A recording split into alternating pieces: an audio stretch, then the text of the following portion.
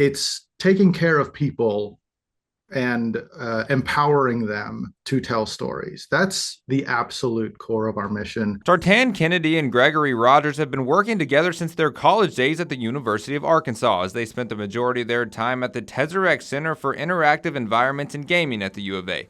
And 5 years after their graduation, they got back together to start their dream company, Causeway Studios.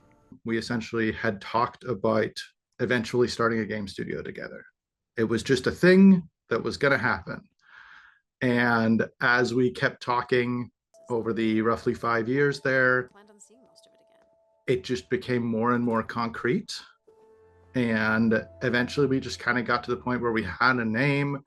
We had talked about the games we wanted to make, and we just realized it's time to do the thing. And on January 13th, they finally released their first game, The Haunting of Joni Evers. It's kind of a bit of a haunted house game where our titular character, Joni Evers, explores her family home one night as she deals with family estrangement and trauma and reconciliation, and goes through a whole host of supernatural occurrences as she and the player explores her family home. And this game took way longer than just 5 years of Causeway Studios' existence. Even though this is our debut, quote-unquote, title at Causeway, it's kind of the culmination of a lot of time spent over the past decade and a half. And with their first game released, they have no plans of stopping. Forward, we have plans for a couple more games already, and we're going to be pitching those for funding with the hopes that the industry is kind of starting to turn around,